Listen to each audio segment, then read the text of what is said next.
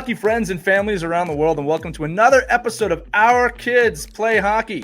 I never get tired of saying that. I'm Lee Elias, joined by Christy Casciano Burns and Mike Benelli. And our guest today is someone who made his mark in the NHL with a playing style that was all heart, grit, and fearlessness.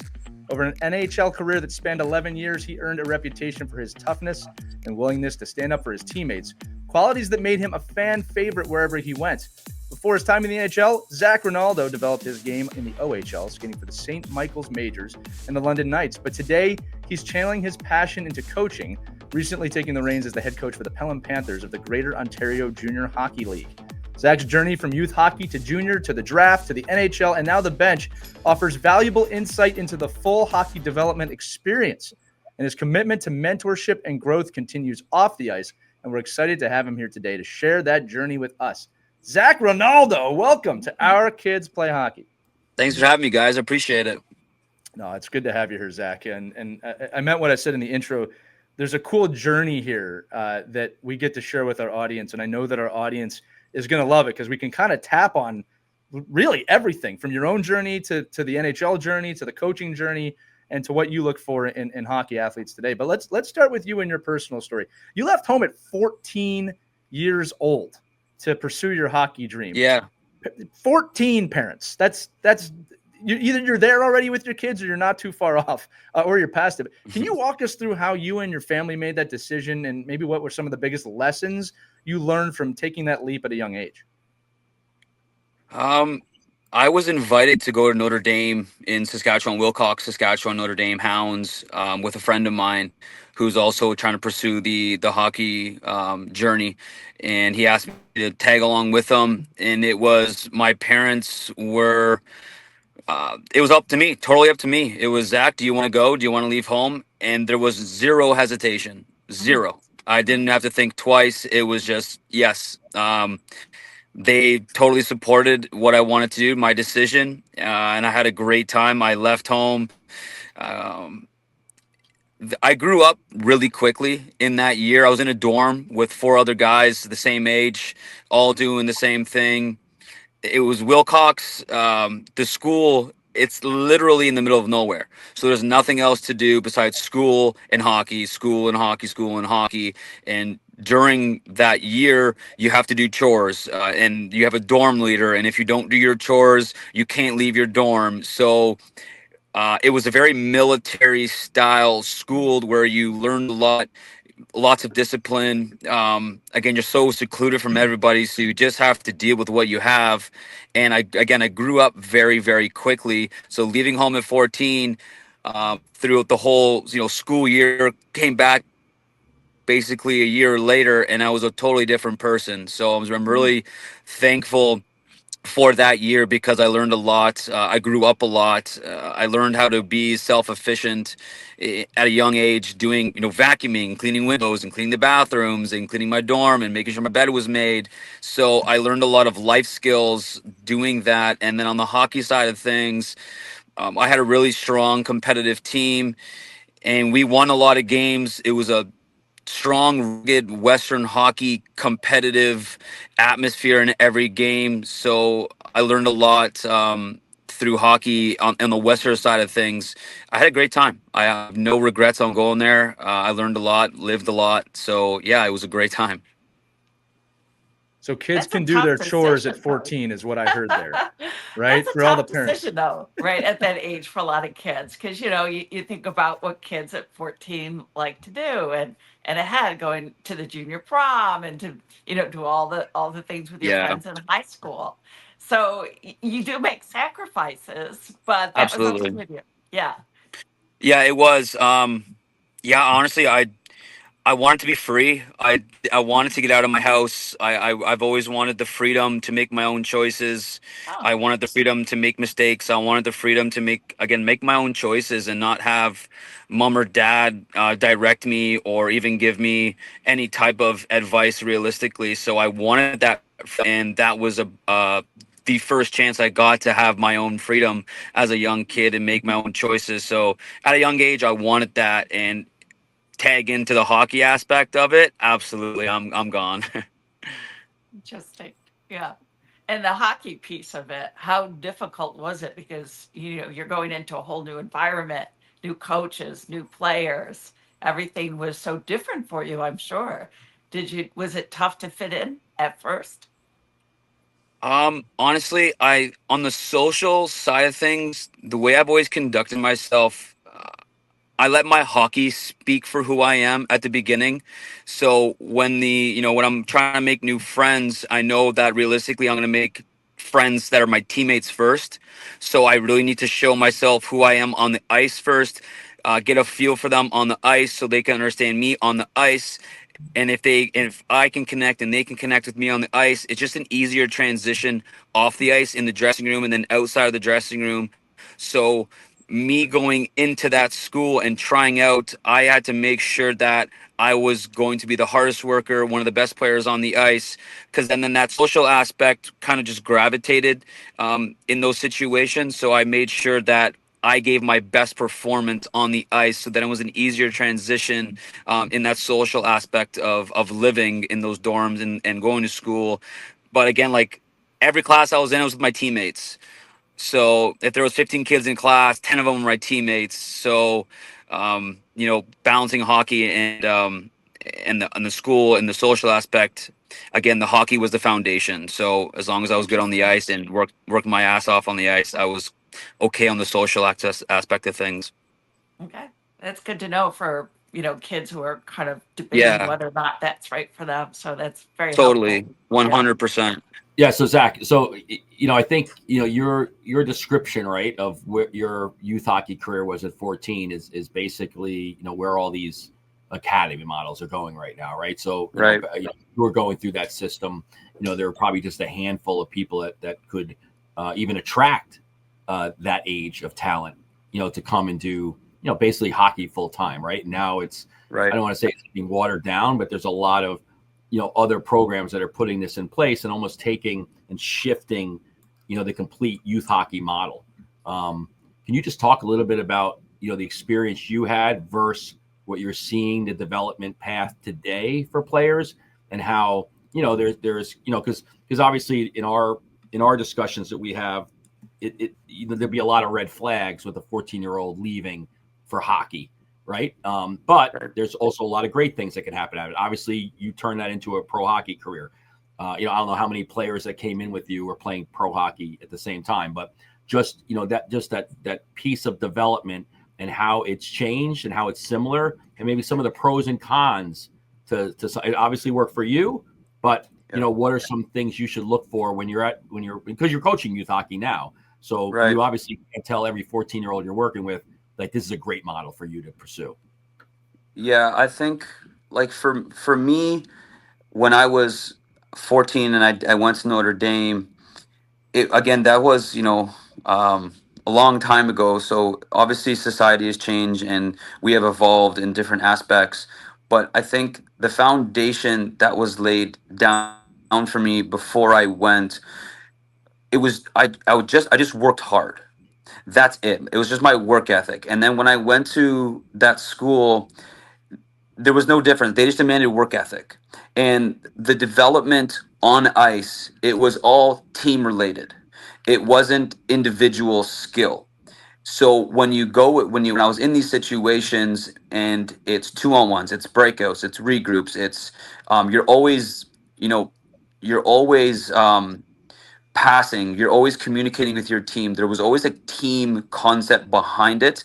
Not necessarily he's going to be on my team, but when you're in those situations trying out for the team or you're practicing, it was never an individual session. There was no danglers. There was basically not many pylons. It was, use the dots as your guideline, use the circles as your guideline, use the blue line and the red lines as your guideline.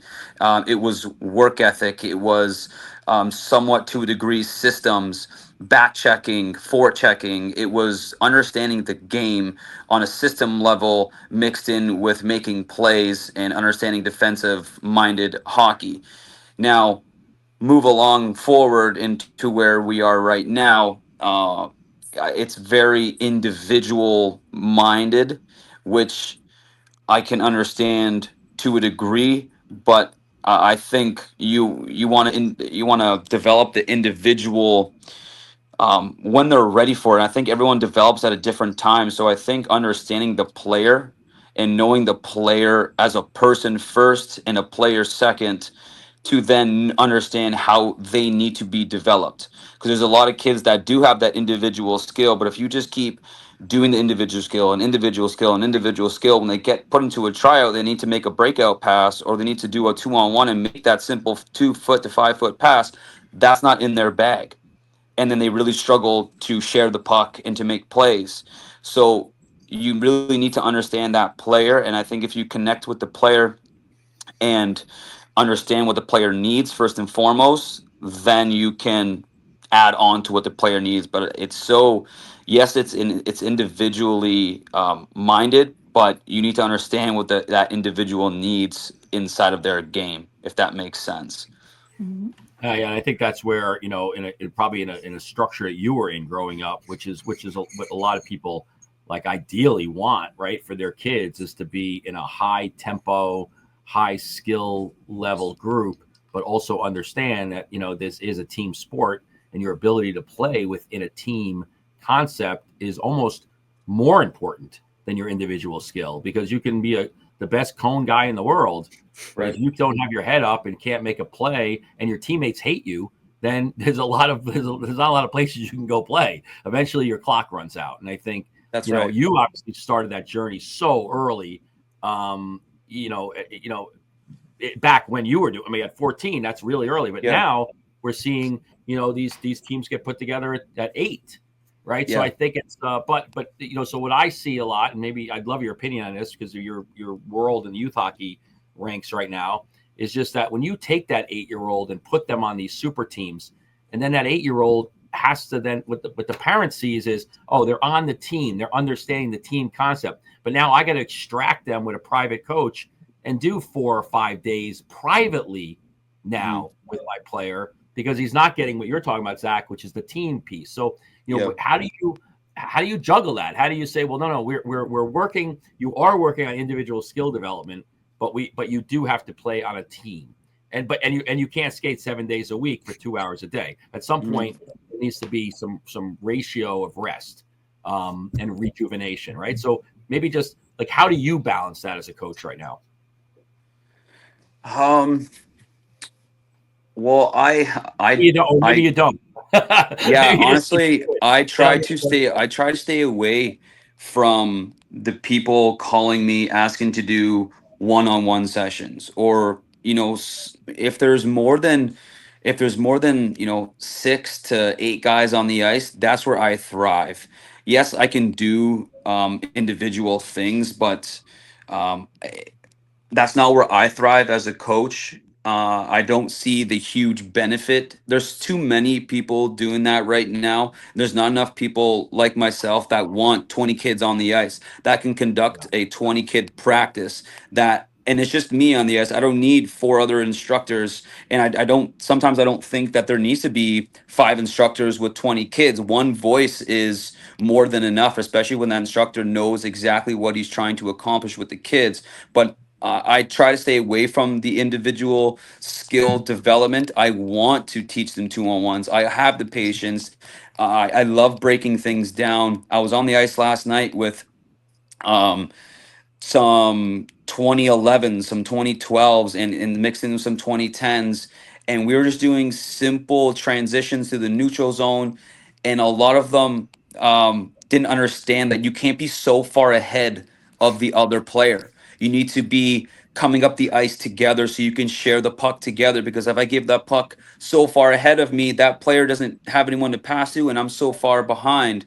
So I stay away from the individual skill. I love big groups. I want to conduct full practices. I want defensemen on the ice. I want forwards. I want centermen. I want to teach them the positions. I want to teach them the small, simple details that they're missing in these development small group sessions. It's not talked about it enough.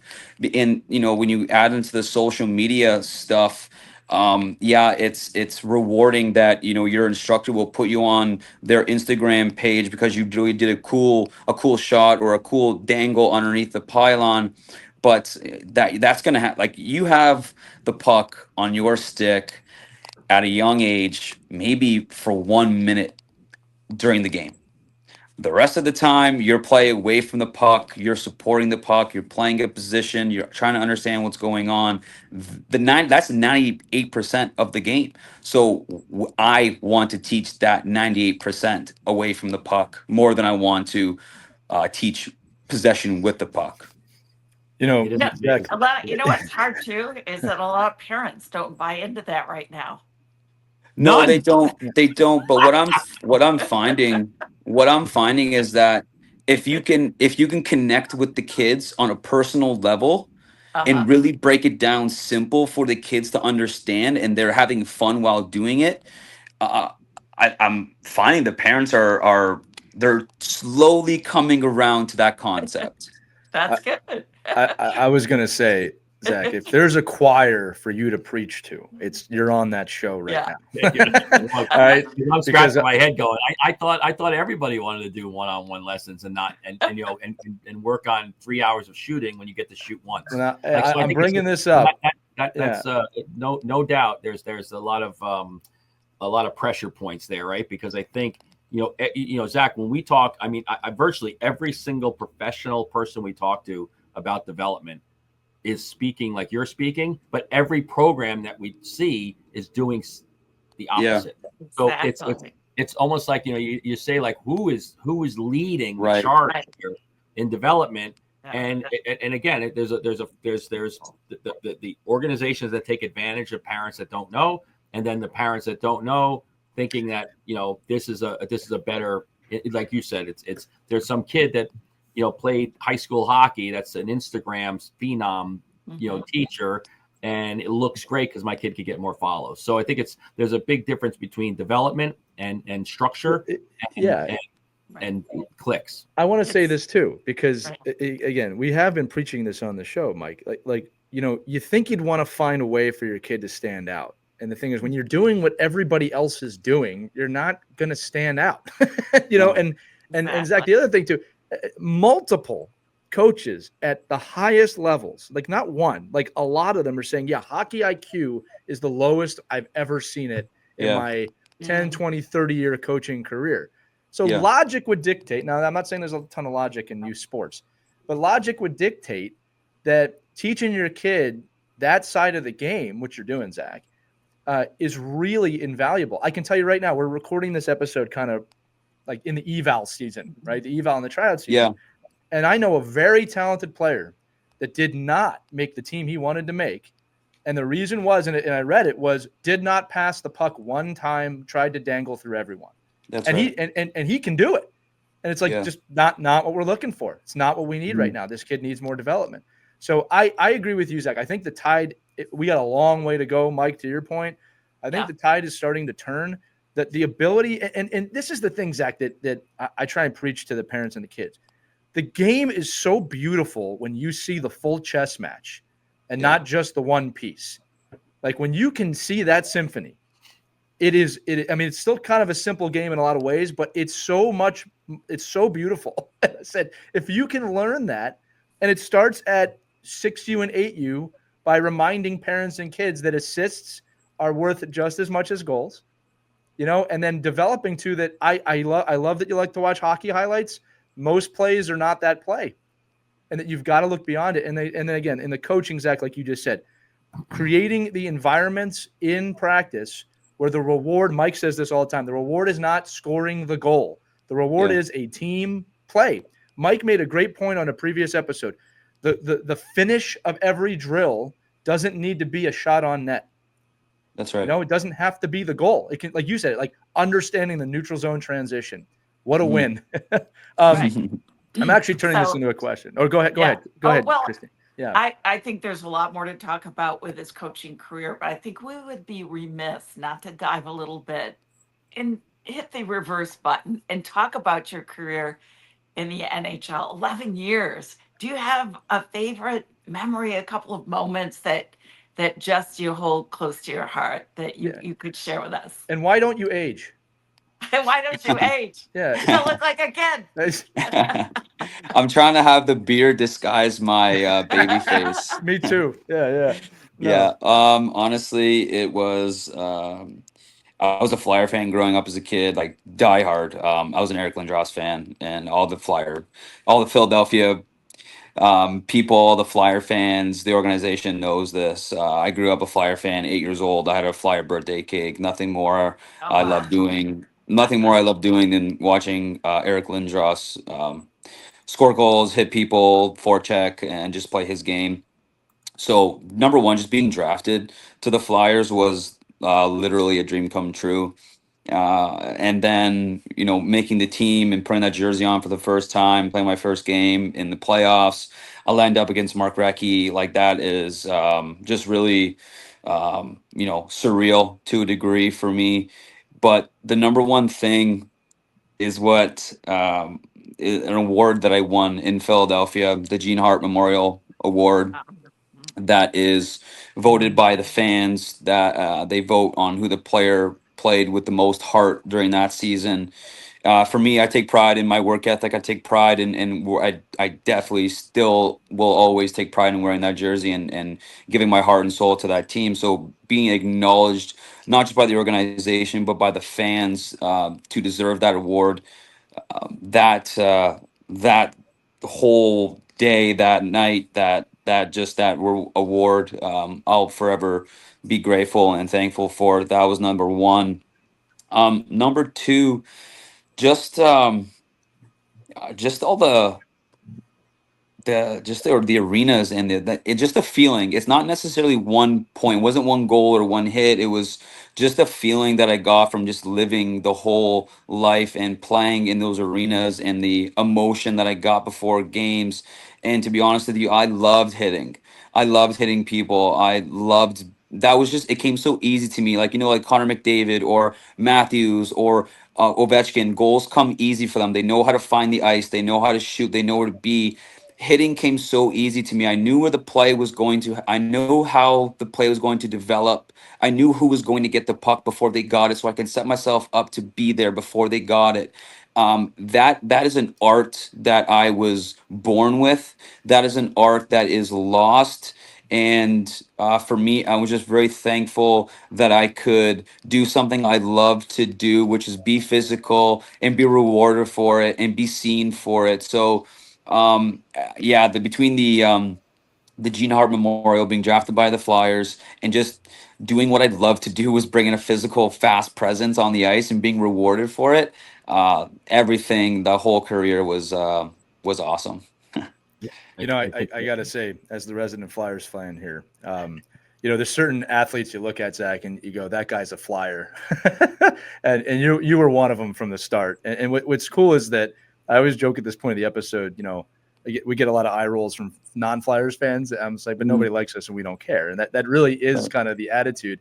But one of the things you did so well here, in addition to your play, was you made a connection with the fans, right? So I actually do want to ask a question of, is there an importance to that? How can athletes look to do that? Where is your gauge on that? Because you look like it's no surprise that winning that Hart Memorial, what you're saying, you really did make an impact and a connection, and people remember you here, right? Yeah. Yeah. So I can't say that about every athlete that's ever played here. Like, people remember you. So how do you make that connection? How important is that connection? That connection is number one for me. That started in my OHL career, when, again, because I portray this character on the ice, that I'm unpredictable, that I'm a loose cannon, and a lot of people thought that's who I was off the ice. So when I started to hear people, like, this has started definitely in London, when we were doing autograph sessions after games or public appearances, and I was nice to people, and people would say, "Oh my God, you're so nice," and I'm thinking, well, yeah, like, why wouldn't I be nice? Like, right? But because they're thinking that's who I am on the ice. So I'm mean and I'm rough on the ice. So why would I be nice off the ice? So that really hit me hard. So I really wanted to make a connection with everybody and the team and the organization and the city and the town that I was playing in, that like I'm actually genuinely a good person. Who I am on the ice, that's who I am on the ice. But off the ice, I'm grounded. I'm down to earth. I work hard, just like the blue collar people in Philadelphia. I'm the same. I'm the same as you guys. But when I go on the ice, I'm a different animal. I'm a Yeah, different alter breed, ego. and Yeah, that's right. correct. So when I played for different teams and I played for different organizations, getting connected inside the community and inside the organization was number one, because if they understood who I was as a person, they would probably like me more as a player. So that's why I always went into town a month and a half before training camp, so they can get to know me, so they can see my personality off the ice, in the dressing room, in the weight room, away from the rink. To now, okay, he's totally different. So when I get on the ice, he's this way, but off the ice, he's a totally different way. But connecting inside of the community is number one, because you get the support from the fans, you get support from the organization. It just the level of respect you get, just doing those things, is heartwarming. It's fulfilling. It's everything. That's what a pro athlete does. You give back to the community. That's what you do. The first thing I always wanted to do when I made the NHL is come back and put a community event on, and I did that for 5 years in a row. Again, that just comes with the territory of being a pro athlete. Give back, because again, it just what it is. It's just what you do. It's just the right thing to do. Yeah, Zach, can you talk about that a little bit from like the youth hockey perspective? I mean, it certainly sounds like you knew your role, and you knew that your role on that team wasn't not that you wouldn't want to score a ton of goals, right? But that your role wasn't to score goals on the teams you played on. Your role sounded more like it was something to get the team going, get your Right. line mates involved, get your team to change momentum, and just maybe for the youth hockey kids listening, and actually probably coaches too, because Mhm. I mean, giving the accolades to just the kid that put the puck in the net, or maybe just a goalie that makes some saves. What we lack, I think, in today's youth game is like the ability for players to be in a role, to understand that you don't have to be like this person, this persona off the ice different than on the ice, or vice versa. Like you could be like, I love, like, that's probably why I love like high school hockey and teams when you can play college hockey, like teams that you could play for longer periods of time. Because people that love those teams and coaches that coach those teams get to really start to see all the different pieces that are involved in winning, and see, and so maybe just real quick for you, just from the youth hockey perspective, for a youth player to understand that, okay, maybe you're not seen as the guy who's going to get put on the power play all the time, but what can you do mentally to prepare yourself to show that, listen, I'm going to be a team guy here, and I'm also going to get embraced by my teammates, and in our case, parents. And I love listening to parents say, "Oh, we're really going to miss that player. No Right. points. Maybe took a couple of bad penalties. You never really made an impact on like changing the game. Like didn't win any Right. big game goals. But everybody's going to miss that player because they did something in that locker room and on the ice that Yeah. contributed to team success." Yeah, that's right. Like, so for me, growing up, I was a captain of all my teams. I scored goals. I hit. I kind of did it all. But when I got drafted, I was a 14th round pick to the OHL. So me personally, I had to adapt. I wasn't going to outscore the first rounder. Like, it just realistically, that's what it is. So I had to just rely on other tools that I had in my toolbox. That's why I think it's so important. Going back to that individual skill development, we need to, and players need to understand that you need to have so many tools in your toolbox, so that you can pull out whatever tools you need to fit in. I think we're so focused on, and I have the same problem with a lot of my guys on my team.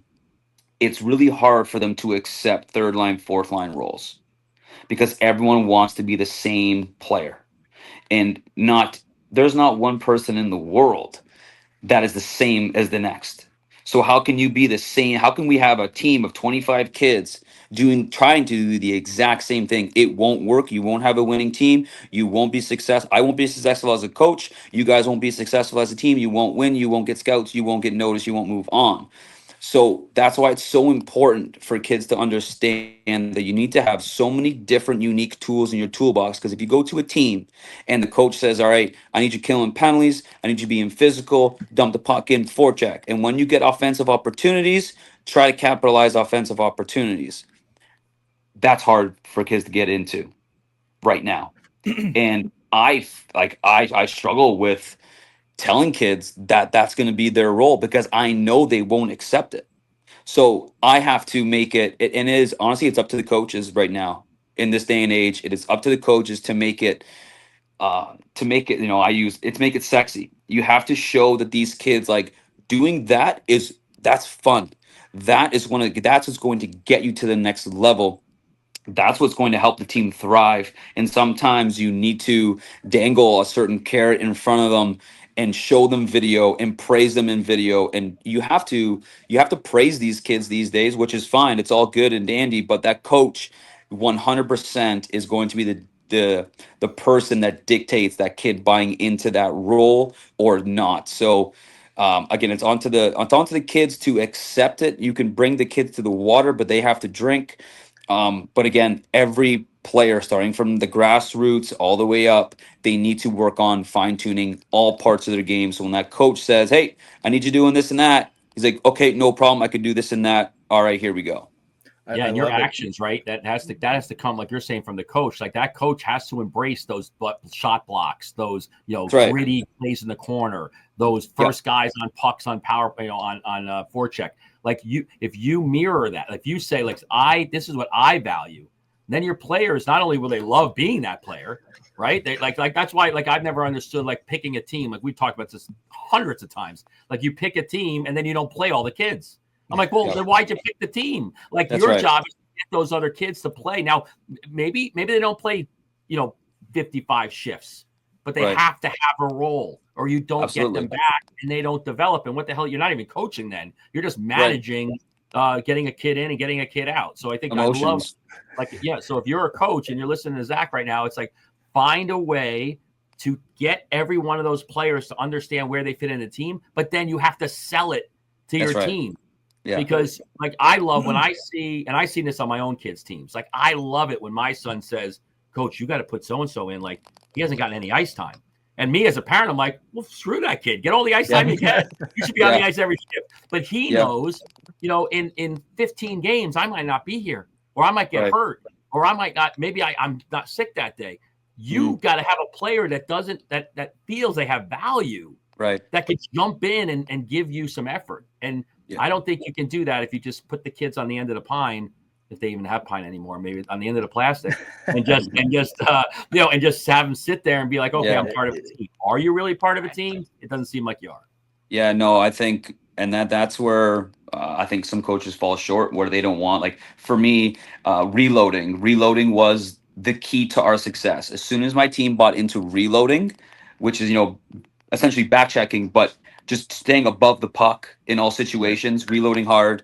That was the key to our success when we were starting to, win a lot of games at the end of the year. But then I had to go into video and I had to find us reloading. And that as a coach, I'm still, trying to understand the whole coaching world. And it's challenging for a coach to go in to a video, to watch your game back, to find reload clips. Like that's challenging. That's not easy for a coach. You have to sift through all these shifts just to find good work ethic on the reloads, clip it, and then show it and praise that. And that's where I think some coaches fall short, because the easiest thing is to find the highlight reels and praise the guys that have the puck.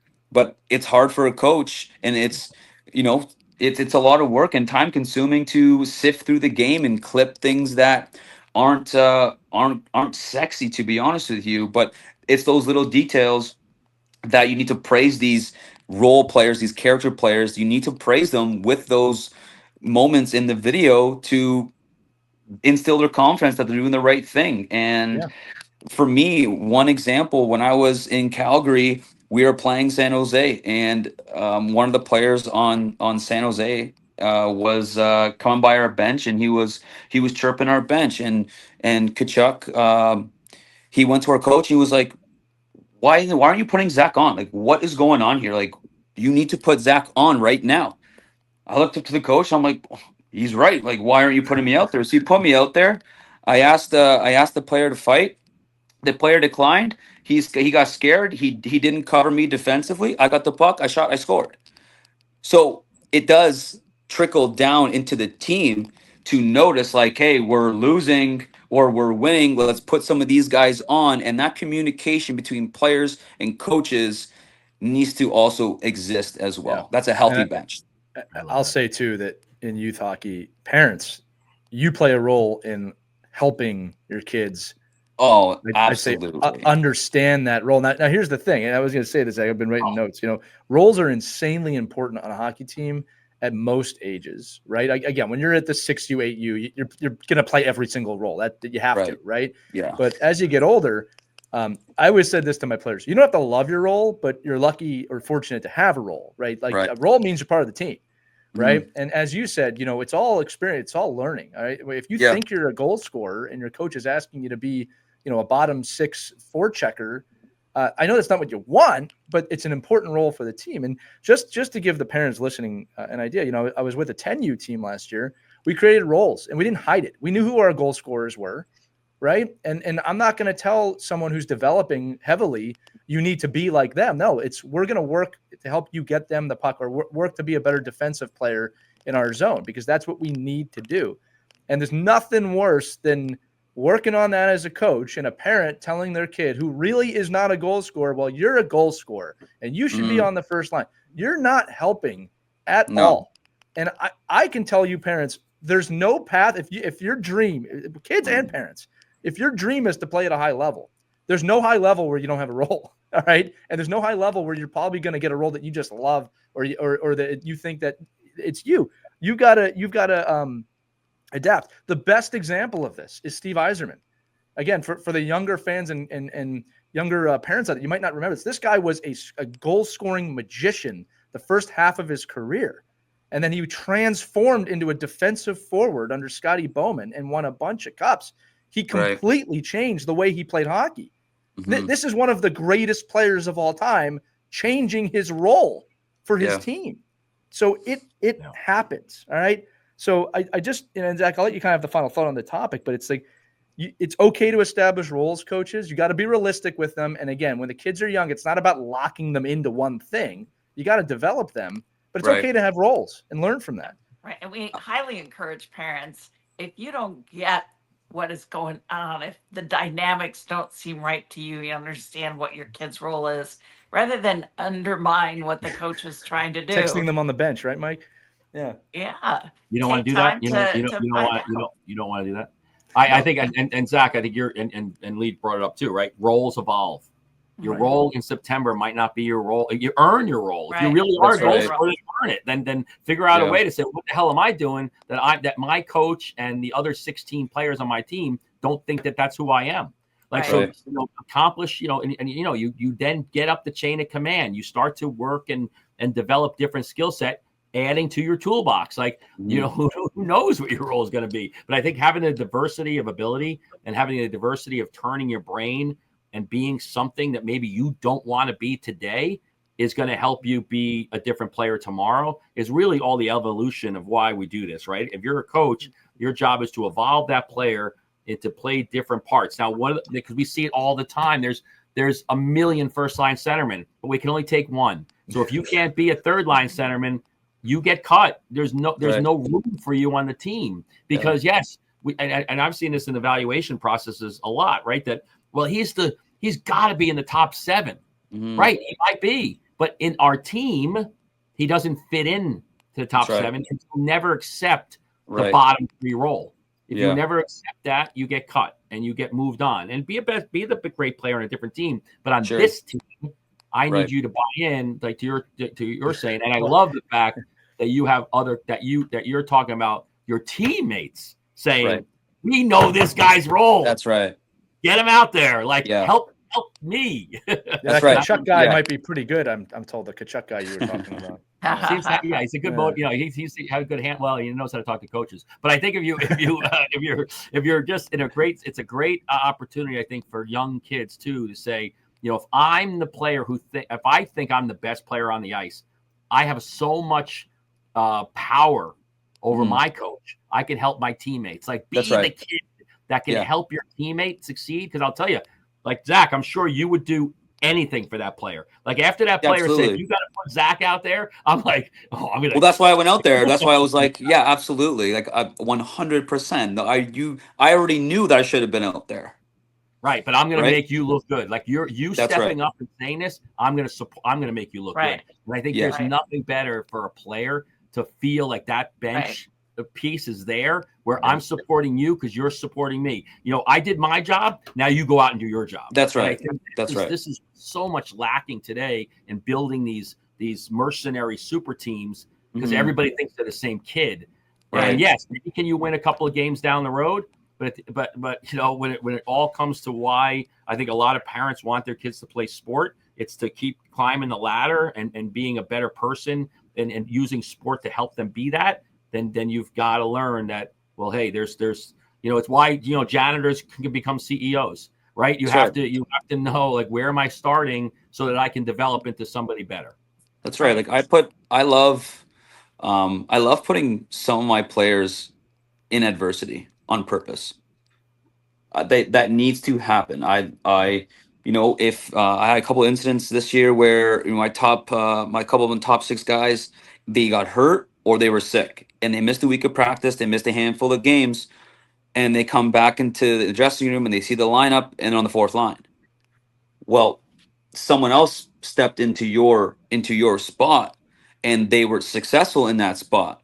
So now you're a first line guy, but now you're going to go through a little adversity. Now you're going to learn certain tools on that 4th line role. Now you got to forecheck. Now you got to be a little more hungry on the pucks. Now you got to really play good defensively.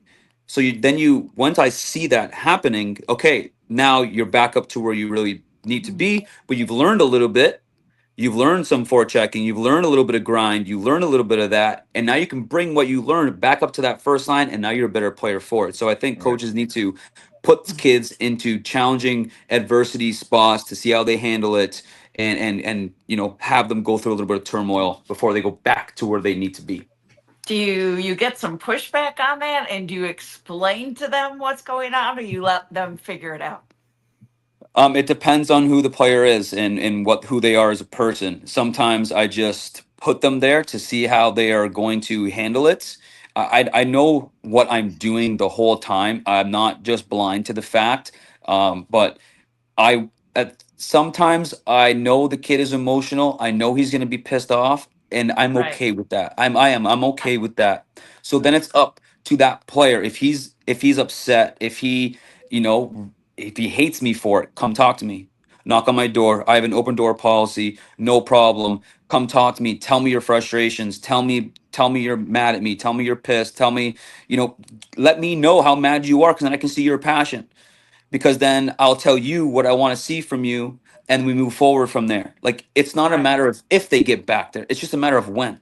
Right. And I think that's really important, that players need to step up and have those conversations. A lot of them might just kind of hold it in and like you said, just hate on you. Right. Where they could, they need some help figuring it out. Don't be afraid A lot of to them step do. up and talk to the coach. Yeah. A lot of them think that a lot of coaches are mind readers. And you know, then I'll see if they don't come talk to me, and I see their body language, and they're moping around the room, and they're not vocal on the ice, and they're not trying on the ice.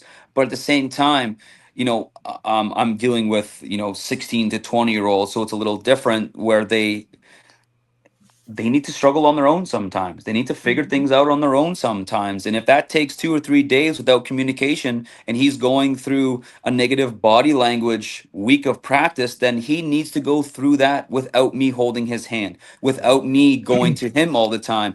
He needs to take some initiative. He needs to think about it. He needs to digest it. He needs to go through those emotional waves. But at a certain point, he hasn't come talk to me and he's still dealing with it. Then I'll bring him in. We'll talk about it and we'll figure it out. But I do want my players to go through adversity in the right moments of their life, in the right moments of the season, Right. to create a strong character, a strong foundation. Again, they're kids still. They're still growing. They're still learning. They're still in puberty, realistically. So they're Right. learning a lot about themselves.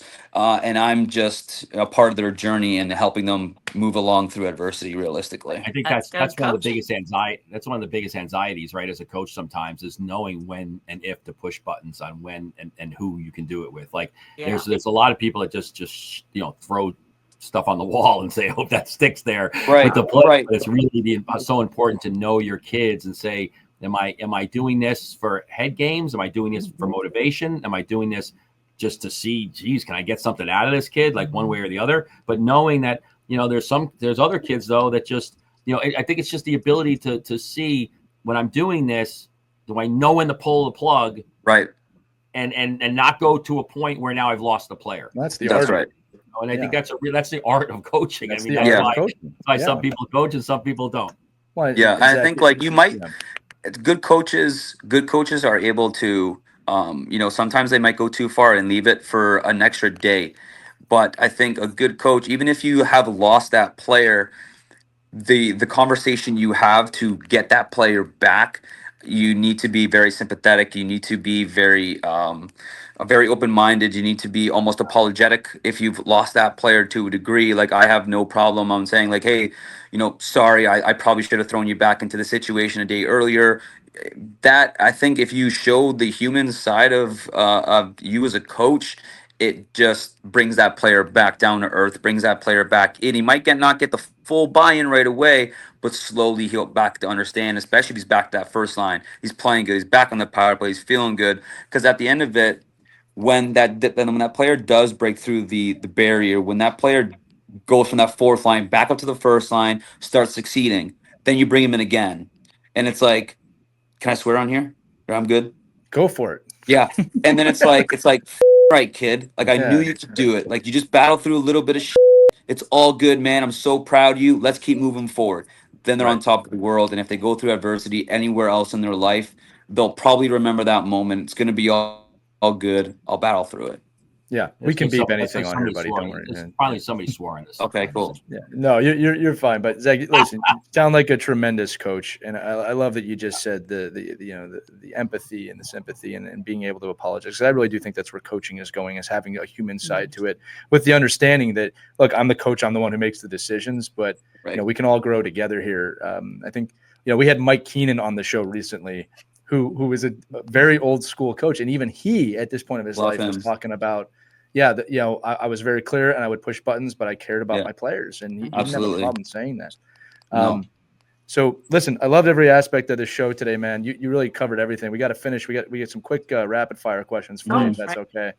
Okay, you want Christy, me to start? You go for it, Christy. Christy loves rapid fire. She loves it. Well, Go ahead. Kind of already did the first one as far as favorite memory, so we covered that. So let's do number 2.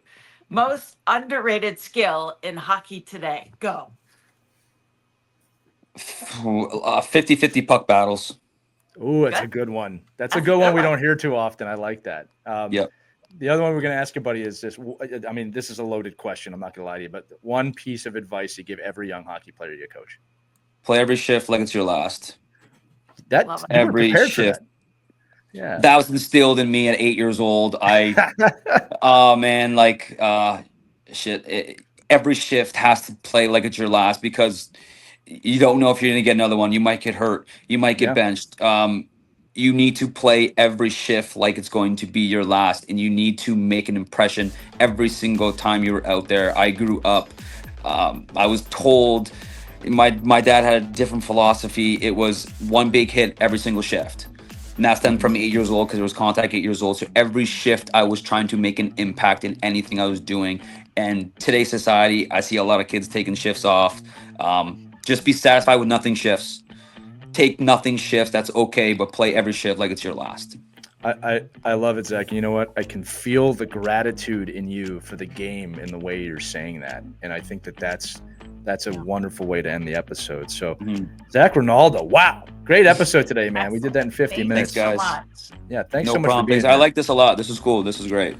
Well, we're going to keep you on for the ride to the rink, so don't go anywhere yet, all right? And listen, I'll end this episode, gang. Thanks for listening. Remember, your kids, they have that ride to the rink episode coming out Thursday, so make sure you listen to that. For Christy Casciano Burns, Mike Benelli, I'm Lee Elias, Zac Rinaldo here today. Thanks for listening to this edition of Our Kids Play Hockey. See you next time. We hope you enjoyed this edition of Our Kids Play Hockey. Make sure to like and subscribe right now if you found value wherever you're listening, whether it's a podcast network, a social media network, or our website, ourkidsplayhockey.com. Also, make sure to check out our children's book, When Hockey Stops, at whenhockeystops.com. It's a book that helps children deal with adversity in the game and in life. We're very proud of it. But thanks so much for listening to this edition of Our Kids Play Hockey, and we'll see you on the next episode.